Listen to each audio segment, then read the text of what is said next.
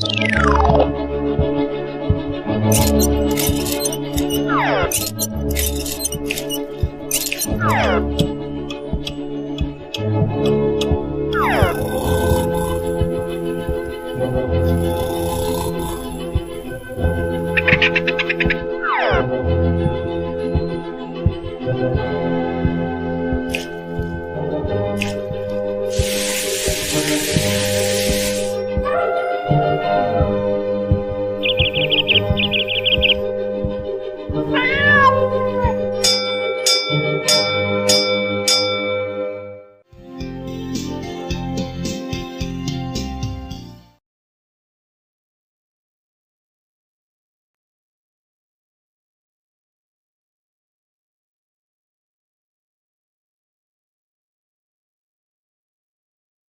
Morning. 10ನೇ ತರಗತಿಯ ಎಲ್ಲ ಮಕ್ಕಳಿಗೂ ಫಿಸಿಕ್ಸ್ ತರಗತಿಗೆ ಸ್ವಾಗತ. ಕಳೆದ ಕ್ಲಾಸಿನಲ್ಲಿ ನಾವು ಗೃಹ ವಿದ್ಯುದೀಕರಣ ಹೇಗೆ ಅಂತ ನೋಡಿದ್ದೆ ಅಲ್ವಾ? ಅದರಲ್ಲಿ ಕೆಲವು ಸರಳವಾದ ಪ್ರಶ್ನೆಗಳನ್ನು ನೀಡಿದ್ದೆ, ಮಾಡಿದ್ದೀರಲ್ಲ? ಅದರ ಉತ್ತರವನ್ನೊಮ್ಮೆ ನೋಡಿಕೊಳ್ಳಿ. 1ನೇ ಪ್ರಶ್ನೆ, ಒಂದು ಫೇಸ್ ಮತ್ತು ನ್ಯೂಟ್ರಲ್ ನ ನಡುವಿನ ವಿಭವಾಂತರ ಎಷ್ಟು? 230 ವೋಲ್ಟ್. 2ನೇ ಪ್ರಶ್ನೆ, ಯಾವುದಾದರೂ ಎರಡು ಫೇಸ್ಗಳ ನಡುವಿನ ವಿಭವಾಂತರ ಎಷ್ಟು? 400 ವೋಲ್ಟ್. 3ನೇಯದ್ದು, ಗೃಹ ವಿದ್ಯುದೀಕರಣಕ್ಕೆ ಅಗತ್ಯವಾದ ಲೈನುಗಳು ಯಾವುವು? ಫೇಸ್ ಮತ್ತು ನ್ಯೂಟ್ರಲ್. ಆದ್ರೆ ಕೆಲವರಿಗೆ ಒಂದು ಸಂಶಯ ಇರಬಹುದು, ನಮ್ಮ ಗೃಹ ವಿದ್ಯುದೀಕರಣ ಮಂಡಲದಲ್ಲಿ ಅರ್ತ್ ಲೈನ್ ಅನ್ನು ಕೂಡ ನೋಡಿದ್ದೇವೆ. ಅರ್ತ್ ವೈರ್ ನ ಅಗತ್ಯ ಯಾಕಾಗಿರುವಂತದ್ದು? ಹೌದು, ನಮ್ಮ ಮಂಡಲದ ಸುರಕ್ಷೆಗಾಗಿ ಇರುವಂತಹ ವೈರ್ ಆಗಿದೆ ಅರ್ತ್ ವೈರ್ ಎಂಬುದು.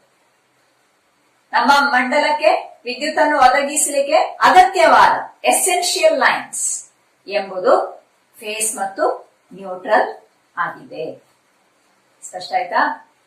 ಮುಂದಿನ ಪ್ರಶ್ನೆ, ಒಂದು ಫೇಸ್ ಲೈನಿನ ಮೇಲೆ ಒಂದು ಪಕ್ಷಿ ಕುಳಿತುಕೊಂಡರೆ ಅದಕ್ಕೆ ವಿದ್ಯುತ್ ಆಘಾತ ಉಂಟಾಗಬಹುದೇ? ಯಾಕೆ? ಏನು ಉತ್ತರ? ವಿದ್ಯುತ್ ಆಘಾತ ಉಂಟಾಗುವುದಿಲ್ಲ. ಯಾಕೆ?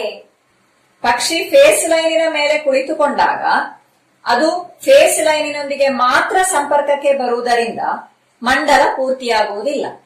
ಆದುದರಿಂದ ಪಕ್ಷಿಯ ಮೂಲಕ ವಿದ್ಯುತ್ ಪ್ರವಹಿಸುವುದಿಲ್ಲ. ಅಂದರೆ ಪಕ್ಷಿಗೆ ವಿದ್ಯುತ್ ಆಘಾತ ಅಥವಾ ಇಲೆಕ್ಟ್ರಿಕ್ ಶಾಕ್ ಉಂಟಾಗುವುದಿಲ್ಲ. ಸ್ಪಷ್ಟ ಆಯ್ತಾ? ಪಕ್ಷಿ ಫೇಸ್ ಲೈನಿನ ಮೇಲೆ ಮಾತ್ರ ಕುಳಿತುಕೊಂಡಿದೆ, ಅದರ ಯಾವುದೇ ಭಾಗ ನ್ಯೂಟ್ರಲ್ ಲೈನ್ ನೊಂದಿಗೆ ಸ್ಪರ್ಶಿಸಲಿಲ್ಲ. ನಾವು ಕಳೆದ ಕ್ಲಾಸಿನಲ್ಲಿ ಕಲ್ತಿದ್ದೇವೆ, ಏನು, ವಿದ್ಯುತ್ ಪ್ರವಹಿಸುವಂತದ್ದು ಹೈ ವೋಲ್ಟೇಜ್ ನಿಂದ ಲೋ ವೋಲ್ಟೇಜ್ ನ ಕಡೆಗೆ. ಅದು ಮಂಡಲ ಪೂರ್ತಿಯಾದ್ರೆ ಮಾತ್ರ. ಇಲ್ಲಿ ಫೇಸ್ ಲೈನ್ ನೊಂದಿಗೆ ಮಾತ್ರ ಪಕ್ಷಿ ಸಂಪರ್ಕಕ್ಕೆ ಬಂದಿದೆ. ಆಗಲೇ ವಿಭವಾಂತರದಲ್ಲಿರುವ ಎರಡು ಬಿಂದುಗಳಿಲ್ಲ, ಮಂಡಲ ಪೂರ್ತಿ ಆಗಲೂ ಇಲ್ಲ. ಆದ ಕಾರಣ ಪಕ್ಷಿಯ ಮೂಲಕ ವಿದ್ಯುತ್ ಪ್ರವಹಿಸುವುದಿಲ್ಲ. ಸ್ಪಷ್ಟ ಆಯ್ತಾ? ಏನು, ಗೃಹ ವಿದ್ಯುದೀಕರಣದಲ್ಲಿ ಶ್ರೇಣಿ ರೀತಿಯಲ್ಲಿ ಜೋಡಿಸುವ ಉಪಕರಣಗಳು ಯಾವುವು? ಯಾವುದೆಲ್ಲ? ಫ್ಯೂಸ್, ಸ್ವಿಚ್ ಇತ್ಯಾದಿ.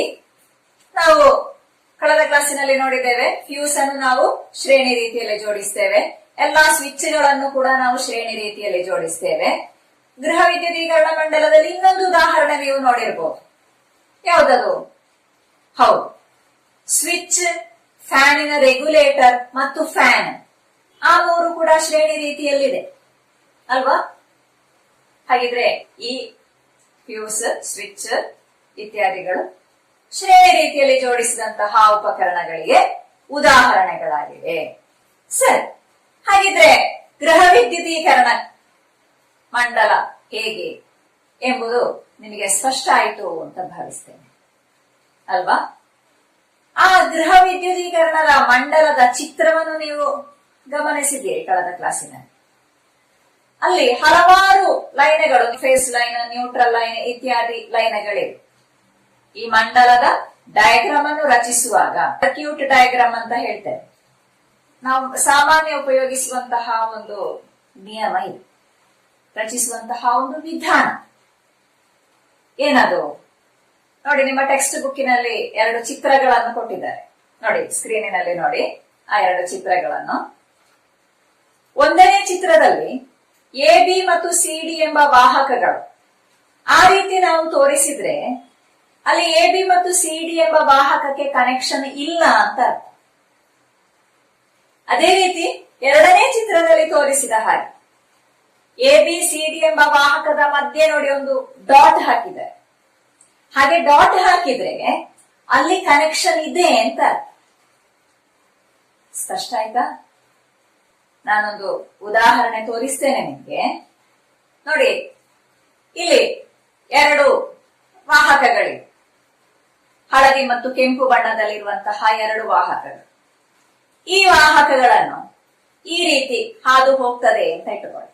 ಇಲ್ಲಿ ಇವುಗಳೆರಡು ಪರಸ್ಪರ ಸ್ಪರ್ಶ ಆಗ್ತದೆ. ಆದ್ರೆ ಈ ಹಳದಿಯಿಂದ ಕೆಂಪು ತಂತಿಗೆ ವಿದ್ಯುತ್ ಪ್ರವಹಿಸಬಹುದಾ? ಇಲ್ಲ. ಯಾಕೆ? ಇದಕ್ಕೆ ಇನ್ಸುಲೇಷನ್ ಇದೆ.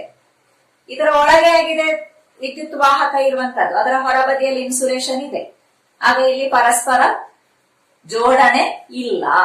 ಇದನ್ನಾಗಿದೆ ಈ ಒಂದನೇ ಚಿತ್ರದಲ್ಲಿ ತೋರಿಸಿರುವಂತದ್ದು. ಮಧ್ಯದಲ್ಲಿ ಡಾಟ್ ಹಾಕದಿದ್ರೆ ಅಲ್ಲಿ ಜೋಡಣೆ ಇಲ್ಲ.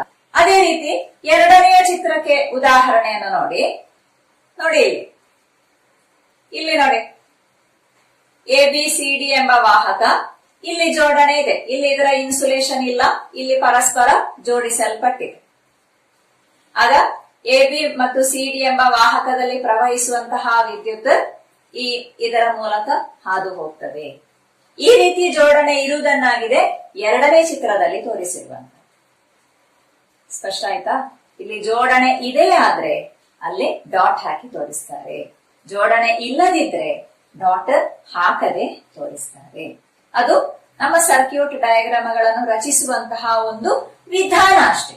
ಇನ್ನೊಂದು ರೀತಿಯಲ್ಲಿ ಕೂಡ ಸೂಚಿಸ್ತಾರೆ. ನಿಮ್ಮ ಗೃಹ ವಿದ್ಯುದೀಕರಣ ಮಂಡಲದ ಚಿತ್ರವನ್ನು ನೋಡಿ. ಅಲ್ಲಿ ನ್ಯೂಟ್ರಲ್ ವೈರ್ಗಳು, ಕಪ್ಪು ಬಣ್ಣದ ವೈರ್ಗಳು ಫೇಸ್ ಲೈನಿನ ಸಮೀಪದಿಂದಾಗಿ ಹಾದು ಹೋಗುವಾಗ ಅದರ ಮೇಲಿಂದಾಗಿ ಬರುವ ಹಾಗೆ ಒಂದು ಬಾಗಿಸಿ ರಚಿಸಿದಂತಹ ವಿಧಾನ ನೋಡಿ. ಆ ರೀತಿಯನ್ನು ಉಪಯೋಗಿಸುವ ಕ್ರಮ ಇದೆ. ಆದ್ರೆ ದೊಡ್ಡ ಸಂಕೀರ್ಣವಾದಂತಹ ಮಂಡಲಗಳಲ್ಲಿ ನಾವು ನೋಡಿದಂತಹ ಈ ಚಿತ್ರ 1, 2ರಲ್ಲಿ ಇರುವಂತಹ ವಿಧಾನವಾಗಿದೆ ಉಪಯೋಗಿಸುವಂತ. ಸ್ಪಷ್ಟ ಆಯ್ತಾ? ಸರಿ, ಹಾಗಿದ್ರೆ ನಾವು ಇಂದಿನ ತರಗತಿಯನ್ನು ಮುಂದುವರಿಸೋಣ. ನೋಡಿ, ಒಂದು ಚಿತ್ರ ತೋರಿಸ್ತೇನೆ. ನೋಡಿದ್ರ? ಏನಿದು ಚಿತ್ರ? ನೀವು ನೋಡಿರ್ಬೋದು. ನಿಮ್ಮ ಪ್ರತಿಯೊಬ್ಬರ ಮನೆಗೂ ಇಂತಹ ಒಂದು ಕಾಗದ ಸಿಕ್ತಿರ್ಬೋದು. ಏನದು? ಹೌದು, ಇಲೆಕ್ಟ್ರಿಸಿಟಿ ಬಿಲ್ ಅಲ್ವಾ? ಯಾಕೆ ಇಲೆಕ್ಟ್ರಿಸಿಟಿ ಬಿಲ್? ಹೌದು, ನಾವು ಒಂದು ತಿಂಗಳಿನಲ್ಲಿ ಎಷ್ಟು ವಿದ್ಯುತ್ ಚೈತನ್ಯವನ್ನು ಉಪಯೋಗಿಸ್ತೇವೆ ಅದಕ್ಕೆ ಅನುಸಾರವಾಗಿ ನಾವು ಇಲೆಕ್ಟ್ರಿಸಿಟಿ ಬೋರ್ಡ್ಗೆ ಎಷ್ಟು ಹಣವನ್ನು ಪಾವತಿಸಬೇಕು, ಎಷ್ಟು ಬಿಲ್ ಪೇ ಮಾಡಬೇಕು ಎಂಬುದಾಗಿ ಇರುವಂತಹ ಒಂದು ಬಿಲ್ ಆಗಿದೆ ಇಲೆಕ್ಟ್ರಿಸಿಟಿ ಬಿಲ್. ಸರಿ, ಈ ಬಿಲ್ ಅನ್ನು ಯಾವುದರ ಆಧಾರದಲ್ಲಿ ಮಾಡಲಾಗಿದೆ? ಹೌದು, ನಿಮಗೆ ಗೊತ್ತಿದೆ. ನಮ್ಮ ಗೃಹ ವಿದ್ಯುದೀಕರಣ ಮಂಡಲದಲ್ಲಿರುವಂತಹ ವಾಟ್ ಅವರ್ ಮೀಟರಿನ ರೀಡಿಂಗ್ ಅನ್ನು ನೋಡಿ ಈ ಬಿಲ್ ಅನ್ನು ಲೆಕ್ಕ ಹಾಕಲಾಗಿದೆ ಅಲ್ವಾ? ಅದರ ರೀಡಿಂಗ್ ಹೇಗೆ ಅಂತ ನೋಡಿದ್ದೀರಾ? ನೋಡಿ, ಅದು ಕೂಡ ಚಿತ್ರದಲ್ಲಿ ಸ್ಪಷ್ಟ ಆಗಿದೆ. ಡಿಜಿಟಲ್, ಈಗಿನ ವಾಟ್ ಅವರ್ ಮೀಟರ್ಗಳು ಡಿಜಿಟಲ್ ಆಗಿದೆ. ಅದರಲ್ಲಿ ನಂಬರ್ ಆಗಿಯೇ ಕಾಣಲಿಕ್ಕೆ ಸಿಗ್ತದೆ ಅಲ್ವಾ? ಅದರಲ್ಲಿ ನೋಡಿ, ಕೊನೆಗೆ ಕೆಂಪು ಬಣ್ಣದಲ್ಲಿ ಇರುವಂತದ್ದು ಡೆಸಿಮಲ್ ಪಾಯಿಂಟ್ ಕಳೆದು 1ನೇ ಸ್ಥಾನ, ದಶಮಾಂಶ ಬಿಂದು ಕಳೆದು 1ನೇ ಸ್ಥಾನ. ನೋಡಿ, ಆ ಅಳತೆಗಳನ್ನು ಕೂಡ ಸ್ಪಷ್ಟ ಆಗುವಂತಹ ಚಿತ್ರ ಇದೆ ನೋಡಿ. 1, 10, 100, 1000 ಈ ರೀತಿ ಕೊಟ್ಟಿದ್ದಾರೆ. ಅದೇ ಕೆಂಪು ಬಣ್ಣದಲ್ಲಿರುವುದು ನೋಡಿ 10ನೇ 1 ಅಂತ ಕೊಟ್ಟಿದ್ದಾರೆ. ದಶಮಾಂಶ ಬಿಂದು ಕಳೆದು ಒಂದು ಸ್ಥಾನದ ತನಕ ಅಳತೆ ಮಾಡಲಿಕ್ಕೆ ಸಾಧ್ಯ ಆಗ್ತದೆ. ಹಾಗಿದ್ರೆ ವಿದ್ಯುತ್ ಚೈತನ್ಯ ಎಷ್ಟು ಉಪಯೋಗಿಸ್ತೇವೆ ಅಂತ ಅಳತೆ ಮಾಡೋದು. ವಿದ್ಯುತ್ ಎಂಬುದು ಒಂದು ಚೈತನ್ಯ. ನೀವು ಹಲವಾರು ಚೈತನ್ಯಗಳನ್ನು ಕಲ್ತಿದ್ದೇವೆ. ಸ್ಥಿತಿ ಚೈತನ್ಯ, ಗತಿ ಚೈತನ್ಯ, ವಿದ್ಯುತ್ತಿನಿಂದ ಉಂಟಾಗುವಂತಹ ಉಷ್ಣ ಚೈತನ್ಯ. ಅಲ್ಲಿ ಎಲ್ಲ ನಾವು ಚೈತನ್ಯದ ಯೂನಿಟ್ ಏನು ಅಂತ ನೋಡಿದ್ದೇವೆ. ಹೌದು, ಜೂಲ್ ಆಗಿದೆ. ಚೈತನ್ಯದ SI ಯೂನಿಟ್ ಎಂಬುದು ಜೂಲ್. ಆದ್ರೆ ನಾವು ವಿದ್ಯುತ್ ಚೈತನ್ಯವನ್ನು ಎಷ್ಟು ಉಪಯೋಗಿಸಿದ್ದೇವೆ ಅಂತ ಅಳತೆ ಮಾಡುವಂತದ್ದು ವಿದ್ಯುತ್ತಿನ ವ್ಯಾವಹಾರಿಕ ಯೂನಿಟ್ ನಲ್ಲಿ ಆಗಿದೆ.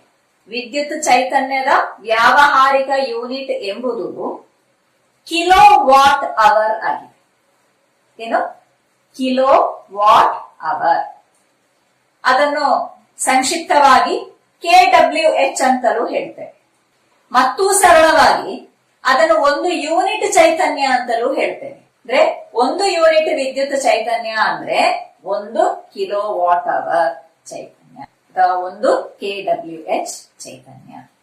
ಹಾಗಿದ್ರೆ ಈ 1 ಕಿಲೋ ವಾಟ್ ಅವರ್ ಅಂದ್ರೆ ಏನು? ಕಿಲೋ ವಾಟ್ ಅಂತ ಹೇಳಿದ್ರೆ 1000 ವಾಟ್ ಅಲ್ವಾ?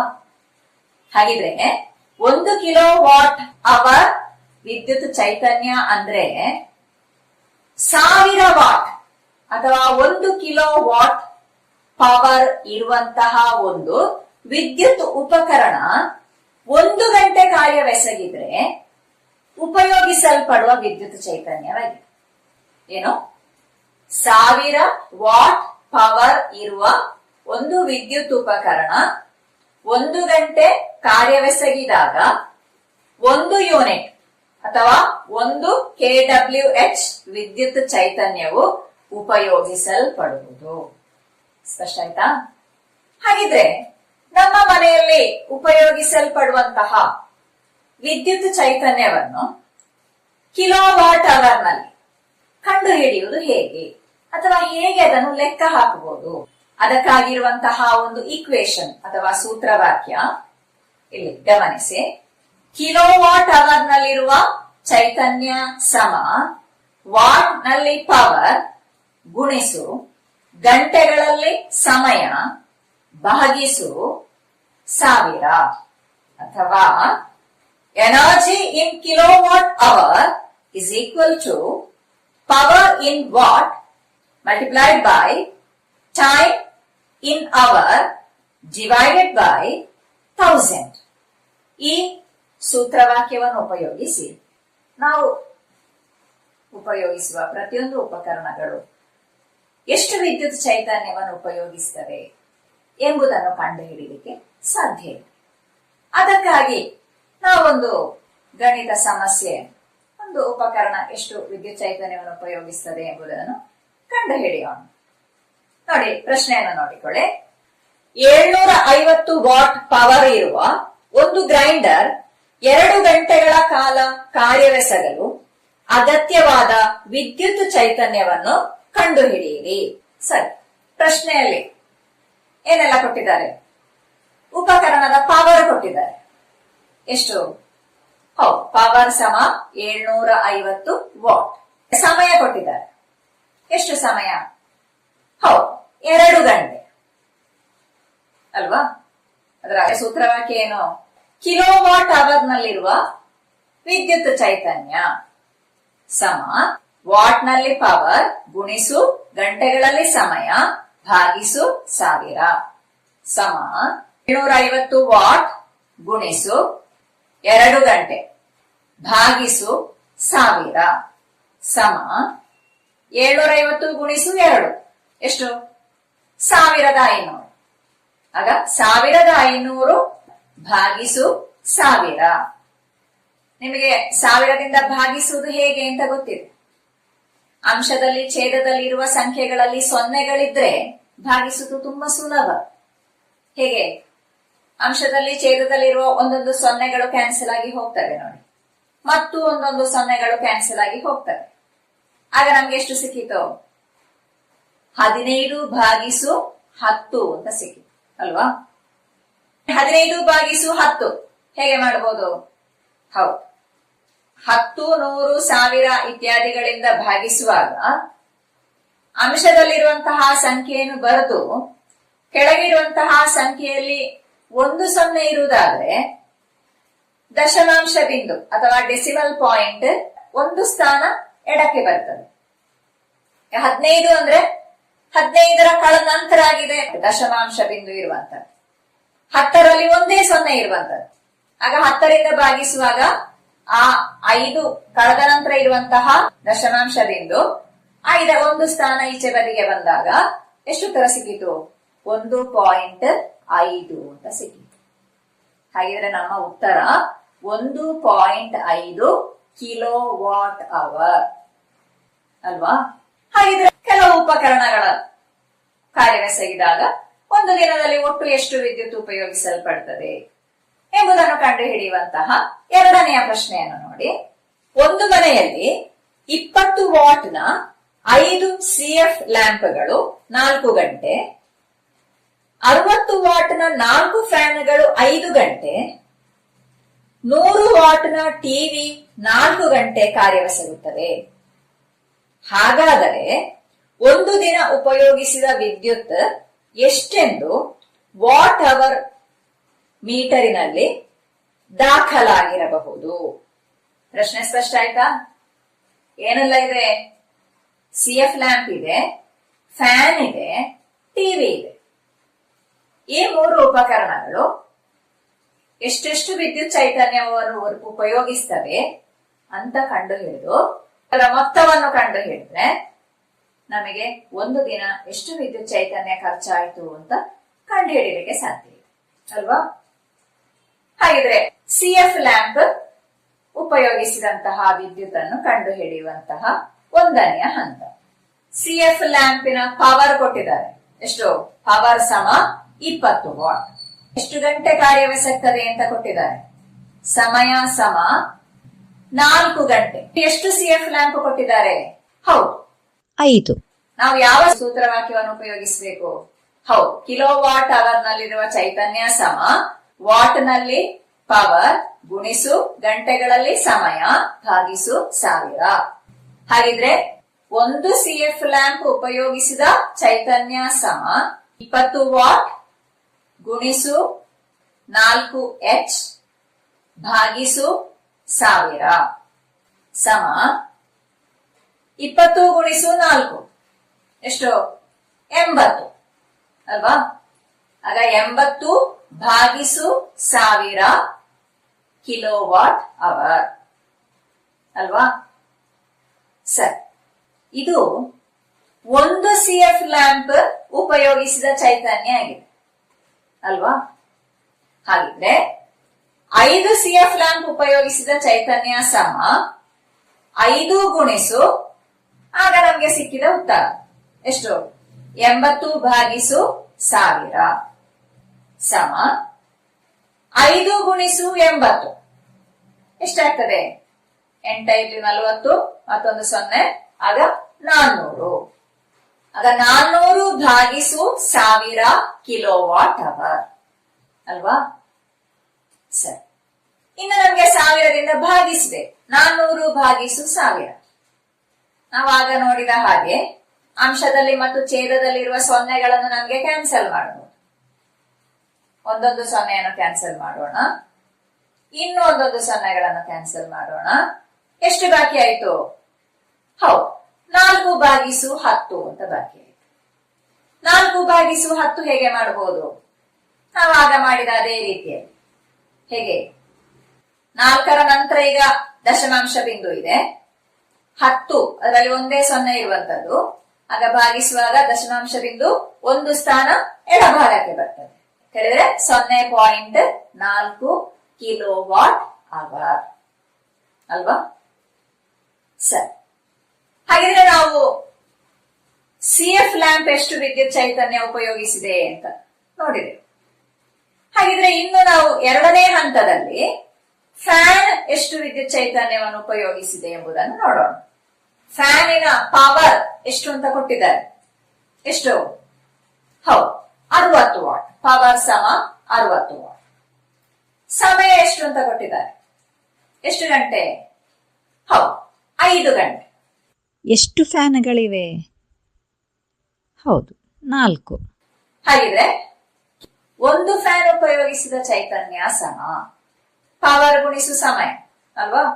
ಪವರ್ ಎಷ್ಟು? 60 ವಾಟ್ ಗುಣಿಸು 5 ಅವರ್ ಭಾಗಿಸು 1000 ಸಮ ಎಷ್ಟಾಯ್ತು?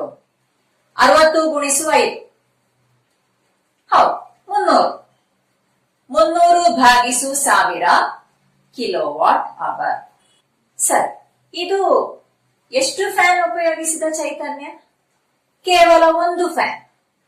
ಹಾಗಿದ್ರೆ ಇನ್ನು ಒಟ್ಟೆಷ್ಟು ಫ್ಯಾನ್ಗಳು ಕಾರ್ಯವೆಸಗಿವೆ?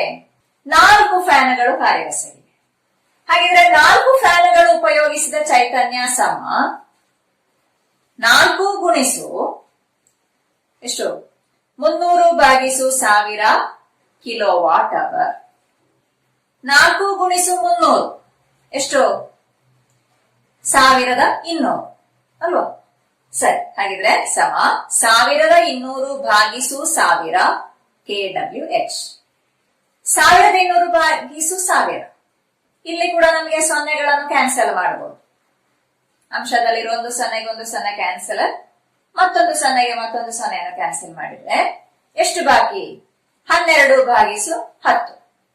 ಆಗ ಮಾಡಿದ ಅದೇ ರೀತಿ ದಶಮಾಂಶ ಬಿಂದು ಅಥವಾ ಡೆಸಿಮಲ್ ಪಾಯಿಂಟ್ ಒಂದು ಸ್ಥಾನ ಎಡಭಾಗಕ್ಕೆ ಬರ್ತದೆ. ಆಗ ಉತ್ತರ ಎಷ್ಟು ಸಿಕ್ಕಿತು? 1.2 ಕಿಲೋವಾಟ್ ಅವರ್ ಅಲ್ವಾ?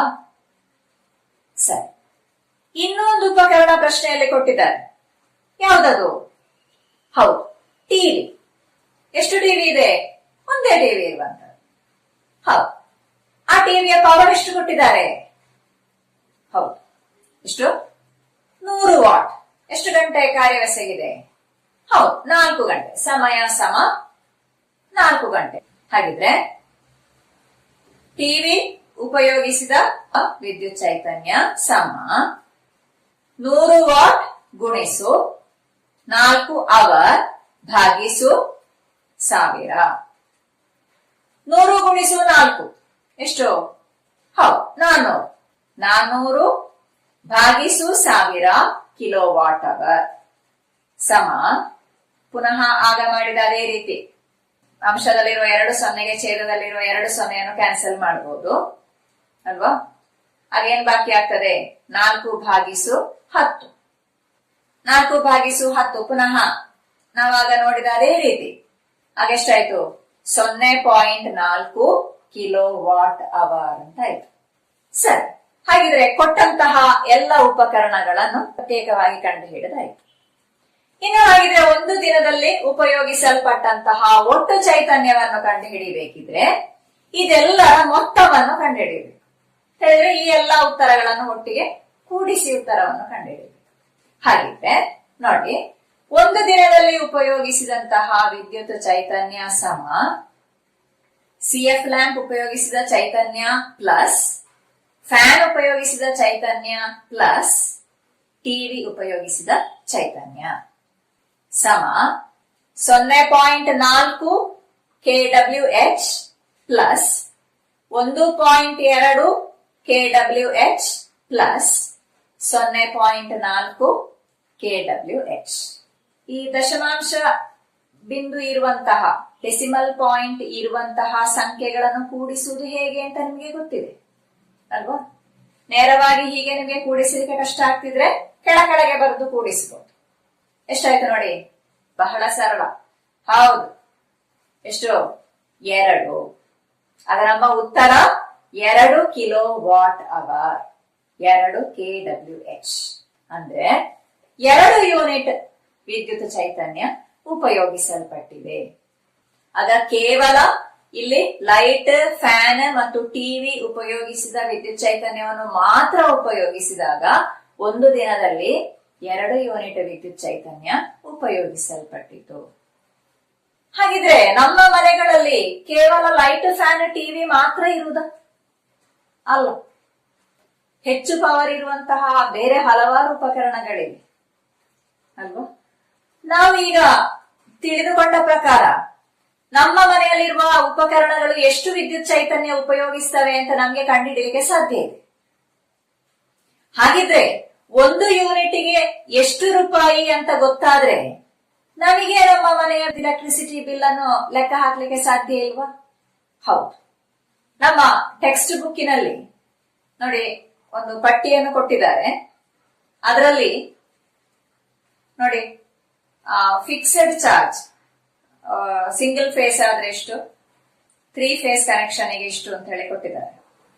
ಅದೇ ರೀತಿ ಪ್ರತಿ ತಿಂಗಳು ನಾವು ಉಪಯೋಗಿಸಿದ ವಿದ್ಯುತ್ ಚೈತನ್ಯಕ್ಕೆ ಅನುಸಾರವಾಗಿ 0 ಇಂದ 50 ತನಕ ವಿದ್ಯುತ್ ಚೈತನ್ಯ ಉಪಯೋಗಿಸಿದ್ರೆ ಎಷ್ಟು ರೂಪಾಯಿ ಅಂತ ಕೊಟ್ಟಿದ್ದಾರೆ? 2 ರೂಪಾಯಿ 90 ಪೈಸೆ. ಆ ರೀತಿ ಕೊಟ್ಟಿದ್ದಾರೆ. ಆದ್ರೆ ಇದು ಸ್ವಲ್ಪ ಹಿಂದಿನ ರೇಟ್ ಆಗಿದೆ. ಈಗ ವಿದ್ಯುತ್ ಇಲಾಖೆಯು ಇದರ ರೇಟ್ ಅನ್ನು ಸ್ವಲ್ಪ ಹೆಚ್ಚಿಸಿದೆ. ಆ ಹೊಸ ರೇಟ್ ನೋಡಿ, ಈಗ ನಾವು ಉಪಯೋಗಿಸುವಂತಹ ರೇಟ್ ಅನ್ನು ಇಲ್ಲಿ ಕೊಟ್ಟಿದ್ದಾರೆ. ಒಂದು ತಿಂಗಳಿಗೆ 50 ಯೂನಿಟ್ ನಿಂದ 100 ಯೂನಿಟ್ ನ ಮಧ್ಯೆ ನಾವು ಉಪಯೋಗಿಸ್ತಿದ್ರೆ ಇರುವಂತಹ ಹಣ ಎಷ್ಟು ಅಂತ ನೋಡಿ. ಅದೇ ರೀತಿ ನಾವು 200 250ಕ್ಕಿಂತ ಹೆಚ್ಚು ಯೂನಿಟ್ ಒಂದು ತಿಂಗಳಿನಲ್ಲಿ ಉಪಯೋಗಿಸ್ತಿದ್ರೆ ಎಷ್ಟು ರೇಟ್ ಅಂತ ನೋಡಿ. ಸುಮಾರು ಡಬಲ್ ಆಗಿದೆ ಅಲ್ವಾ? ಹಾಗಿದ್ರೆ ನಾವು ಕಡಿಮೆ ವಿದ್ಯುತ್ ಅನ್ನು ಉಪಯೋಗಿಸ್ತಿದ್ರೆ ನಮಗೆ ಕಡಿಮೆ ರೇಟಿನಲ್ಲಿ ವಿದ್ಯುತ್ ಲಭಿಸ್ತದೆ. ಹೆಚ್ಚು ಉಪಯೋಗಿಸ್ತಿದ್ರೆ ಅದರ ರೇಟ್ ಒಂದೊಂದು ಯೂನಿಟ್ಗೆ ಇರುವಂತಹ ರೇಟ್ ಹೆಚ್ಚಾಗ್ತದೆ. ಹಾಗಿದ್ರೆ ದಿನದಿಂದ ದಿನಕ್ಕೆ ನಮ್ಮ ವಿದ್ಯುತ್ತಿನ ಬೇಡಿಕೆಗಳು, ನಮ್ಮ ರಿಕ್ವೈರ್ಮೆಂಟ್ ಹೆಚ್ಚಾಗ್ತಾ ಹೋಗ್ತಾ ಇದೆ. ಜನಸಂಖ್ಯೆ ಹೆಚ್ಚಾಗ್ತಾ ಇದೆ, ಮನೆಗಳ ಸಂಖ್ಯೆ ಹೆಚ್ಚಾಗ್ತಾ ಇದೆ. ಅದೇ ಮನೆಯಲ್ಲಿರುವಂತಹ ವಿದ್ಯುತ್ ಉಪಕರಣಗಳ ಸಂಖ್ಯೆ ಹೆಚ್ಚಾಗ್ತಾ ಇದೆ. ಎಲ್ಲಾ ಕಾರಣಗಳಿಂದಾಗಿ ದಿನದಿಂದ ದಿನಕ್ಕೆ ವಿದ್ಯುತ್ತಿನ ಅವಶ್ಯಕತೆ ಹೆಚ್ಚಾಗ್ತಾ ಇದೆ. ಅದಕ್ಕೆ ಅನುಸಾರವಾಗಿ ವಿದ್ಯುತ್ ಅಲ್ಲಿ ಉತ್ಪಾದನೆ ಹೆಚ್ಚಾಗ್ತದಾ? ಇಲ್ಲ. ಹಾಗಿದ್ರೆ ಇಷ್ಟು ಅವಶ್ಯಕತೆ ಇರುವಂತಹ ವಿದ್ಯುತ್ ಚೈತನ್ಯವನ್ನು ನಾವು ಅನಗತ್ಯವಾಗಿ ಪೋಲು ಮಾಡಬಹುದಾ? ವೇಸ್ಟ್ ಮಾಡಬಹುದಾ? ಇಲ್ಲ. ಹಾಗಿದ್ರೆ ಈ ಎಲ್ಲಾ ವಿಷಯಗಳನ್ನು ತಿಳಿದುಕೊಂಡಂತಹ 10ನೇ ತರಗತಿಯ ಮಕ್ಕಳಾದ ನೀವು ಮಾಡಬೇಕಾದಂತಹ ಒಂದು ಕೆಲಸ, ನಿಮ್ಮ ಜವಾಬ್ದಾರಿ ಏನು ಅಂದ್ರೆ, ನಮ್ಮ ಮನೆಯಲ್ಲಿ ಉಪಯೋಗಿಸುವ ಅಥವಾ ನಮ್ಮ ಶಾಲೆಯಲ್ಲಿ ಉಪಯೋಗಿಸುವಂತಹ ವಿದ್ಯುತ್ ಚೈತನ್ಯವನ್ನು ಸಾಕಷ್ಟು ಕಡಿಮೆ ಮಾಡಿ ಅಗತ್ಯ ಇದ್ದಲ್ಲಿ ಮಾತ್ರ ಉಪಯೋಗಿಸಬೇಕು. ಒಂದು ರೂಮಿನಿಂದ ನಾವು ಹೊರಗೆ ಹೋಗುವಾಗ ಅಲ್ಲಿನ ಲೈಟ್ ಫ್ಯಾನ್ಗಳನ್ನು ಆಫ್ ಮಾಡುವಂತಹ ಹವ್ಯಾಸವನ್ನು ಬೆಳೆಸಬೇಕು. ನೀವು ಮಾತ್ರ ಬೆಳೆಸಿಕೊಂಡ್ರೆ ಸಾಲದು, ಮತ್ತೇನ್ ಮಾಡಬೇಕು? ನಿಮ್ಮ ಮನೆಯವರಿಗೂ, ಇತರರಿಗೂ, ನಿಮ್ಮ ಸ್ನೇಹಿತರಿಗಿರ್ಬೋದು, ನಿಮ್ಮ ಬಂಧು ಮಿತ್ರರಿಗೆ ಇರ್ಬೋದು, ನಿಮ್ಮ ಮನೆಯ ಅಕ್ಕಪಕ್ಕದವರಿಗೆ ಇರ್ಬೋದು, ಅವರಲ್ಲಿ ಹೇಳಿ ಅವರನ್ನು ಕೂಡ ಅರ್ಥೈಸಿ ಮಾಡುವಂತಹ ಜವಾಬ್ದಾರಿ ನಿಮ್ಮದು. ಆ ರೀತಿ ನಮ್ಗೆ ಎಷ್ಟು ಚೈತನ್ಯವನ್ನು ಉಳಿತಾಯ ಮಾಡಬಹುದು ಅಲ್ವಾ? ಒಂದು ಆಲೋಚನೆ ಮಾಡಿ. ಈಗ ಬಹಳ ಕಡಿಮೆ ಪವರ್ ಅನ್ನು ಉಪಯೋಗಿಸುವಂತಹ LED ಲ್ಯಾಂಪ್ಗಳು ಮಾರುಕಟ್ಟೆಯಲ್ಲಿವೆ. ಈಗಲೂ ಕೆಲವು ಮನೆಯಲ್ಲಿ ಹಿಂದಿನ ಇನ್ಕ್ಯಾಂಡಿಸೆಂಟ್ ಲ್ಯಾಂಪ್ಗಳನ್ನು ಉಪಯೋಗಿಸ್ತಾರೆ. ಇನ್ಕ್ಯಾಂಡಿಸೆಂಟ್ ಲ್ಯಾಂಪ್ಗಳ 40 ವಾಟ್ 60 ವಾಟ್ ಅನ್ನು ಉಪಯೋಗಿಸ್ತಿದ್ರೆ LED ಬಲ್ಬ್ಗಳು ಕೇವಲ 9 ವಾಟ್ 10 ವಾಟ್ಗಳನ್ನು ಉಪಯೋಗಿಸ್ತಾರೆ. ಕಡಿಮೆ 3 ವಾಟಿನ LED ಬಲ್ಬ್ಗಳು ಕೂಡ ಇದೆ. ಚಿಕ್ಕದಾದಂತಹ ಕೋಣೆಗೆ ಸ್ವಲ್ಪ ಬೆಳಕು ಬೇಕಾಗುವಲ್ಲಿ 3 ವಾಟಿನ LED ಬಲ್ಬ್ ಸಾಕಾಗ್ತದೆ. ಆ ರೀತಿ ನಮಗೆ ವಿದ್ಯುತ್ ಚೈತನ್ಯವನ್ನು ಉಳಿತಾಯ ಮಾಡಲಿಕ್ಕೆ, ಸೇವ್ ಮಾಡಲಿಕ್ಕೆ ನಾವು ತಿಳ್ಕೊಳ್ಬೇಕು. ನಿಮ್ಮ ಶಾಲೆಯಲ್ಲಿ ಒಂದು ಸ್ಮಾರ್ಟ್ ಎನರ್ಜಿ ಕ್ಲಬ್ ಅಂತ ಇರ್ಬೋದು. ನಿಮ್ಮಲ್ಲಿ ಕೆಲವರು ಅದರ ಸದಸ್ಯರಾಗಿರ್ಬೋದು. ಅದರಲ್ಲಿ ಇದರ ಬಗ್ಗೆ ಬಹಳ ಸ್ಪಷ್ಟವಾಗಿ ಹೇಳ್ತಾರೆ ಅಲ್ವಾ? ಹಾಗಿದ್ರೆ ಈ ಜವಾಬ್ದಾರಿಯನ್ನು ನೀವು ವಹಿಸ್ತೀರಲ್ಲ? ಹಾಗಿದ್ರೆ ಇಂದಿನ ತರಗತಿಯಲ್ಲಿ ನಾವು ವಿದ್ಯುತ್ ಚೈತನ್ಯವನ್ನು ಲೆಕ್ಕ ಹಾಕುವುದು ಹೇಗೆ ಅಂತ ನೋಡಿದೆವು ಅಲ್ವಾ? ಈಗ ಇರುವಂತಹ ದರ ವಿವರ ಪಟ್ಟಿಯನ್ನು ನಾವು ನೋಡಿದೆವು.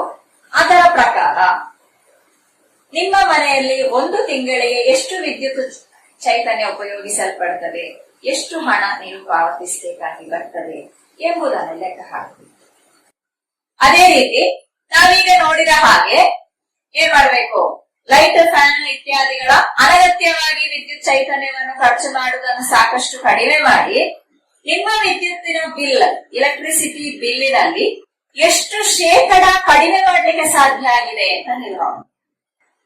ಹಾಗಿದ್ರೆ ಇಂದಿನ ಹೋಮ್ ಅಸೈನ್ಮೆಂಟ್ ಆಗಿ ನಾನು ನೀಡುವಂತದ್ದು ಒಂದು ಪ್ರಾಜೆಕ್ಟ್. ಏನು ಪ್ರಾಜೆಕ್ಟ್ ನೋಡಿ, ನಿಮ್ಮ ಮನೆಯಲ್ಲಿ ಚೈತನ್ಯ ಬಳಕೆಯನ್ನು ಯೋಜನಾಬದ್ಧವಾಗಿ ಮಾಡುವ ಮೂಲಕ ಹೇಗೆ ವಿದ್ಯುತ್ ಖರ್ಚನ್ನು ಕಡಿಮೆ ಮಾಡಲು ಸಾಧ್ಯವಿದೆ ಎಂದು ಒಂದು ಪ್ರಾಜೆಕ್ಟ್ ತಯಾರಿಸಿರಿ. Prepare a project to plan the energy consumption at your home to minimise the cost of electricity. ಮಾಡ್ಬೋದಲ್ಲ? ಆ ರೀತಿ ಎಲ್ಲರಿಗೂ ಉತ್ತಮ ರೀತಿಯಲ್ಲಿ ವಿದ್ಯುತ್ ಚೈತನ್ಯ ಸದಾ ಲಭಿಸುವಂತೆ ಹೇಗೆ ಮಾಡಬಹುದು ಎಂಬುದನ್ನು ಕಂಡುಹಿಡಿಯಲಿಕ್ಕೂ ಈ ನಿಮ್ಮ ಪ್ರಾಜೆಕ್ಟ್ ಸಹಾಯ ಆಗ್ತದೆ. ಮಾಡ್ತೀರಲ್ಲ ನೀವು ಖಂಡಿತವಾಗಿ ಮಾಡ್ತೀರಿ ಎಂಬ ಭರವಸೆ ನನಗಿದೆ. Okay, thank you.